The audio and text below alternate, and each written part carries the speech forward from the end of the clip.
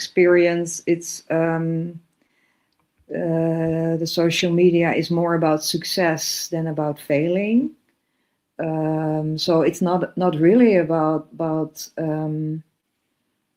suffering. It's about becoming more successful or more cognitive in a way. And so I think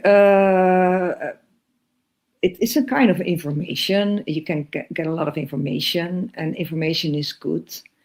I use also for information, like we use Google. It's wonderful, It's like a big library. I can connect with you, and so I see all these pluses that are very strong, and I think that is really working very well for us as human beings. But on the other hand, it feeds a kind of delusion or illusion about success. So it feeds like a sort of chronic not being satisfied with your life, of course. And a lot of people mentioned this already. And it's very difficult to not get caught by it, and by being,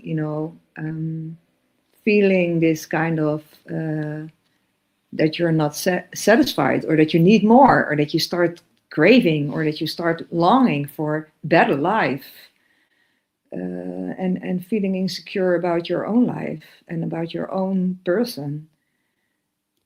So I think we call this in the mindfulness training the discrepancy monitor. Like you're always looking at, it can always be a bit slightly better than I did today. And when ages ago you were able to play the violin in a village, for example, you were really very special person. And now you start comparing yourself on YouTube with all these big violin players around the world, and you think, whoa, that's a long way. I have a long way to go. So you can get, the joy is not there anymore of your own achievements. And how is it when someone comes to see you professionally? Do they know about mindfulness beforehand? Or is that, are you often the person who actually introduces them to mindfulness? Well, it's really, you see now that everybody knows about mindfulness. But when I started, it was still not that at that point. But the cognitive behavioral therapy combined with mindfulness, you don't have to mention mindfulness at all. You just work, because cognitive behavioral therapy looks a lot like mindfulness, because it is about conditioning, the mind that is conditioned. And now is the cognitive behavioral therapies are internally not wired to look at the conditionings. They are trying to rewire the stuff. And I think that at a certain point, we realized in the field that was not working. Like, you cannot change your thoughts. You cannot change a negative thought into a positive thought. We really have been trying this for ages to try to say to people, try to think another way around.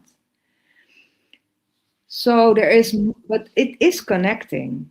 So the mindfulness is really a little adjustment in the therapy. It's not a big adjustment. Of course, when you do the mindfulness training, it's a different story. Yeah? You need the body scan, you need yoga mats, stuff like that. But in the therapy session, it's only a paradigm. It's only a shift in perspective. You're not fixing things. You are looking at the pain of things. So that's the only thing you really have to do. And when you are in therapy, you don't really notice that this shift is happening. It just happens, and you, I hope, of course, feel that it works to look at another from another perspective. So, and that gives, you said it in the beginning, curiosity.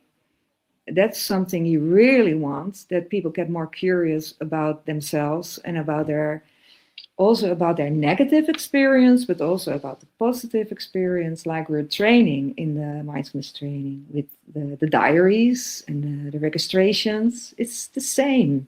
But what is new is that you are just one step more putting somebody in a position of looking at it instead of wanting to change it.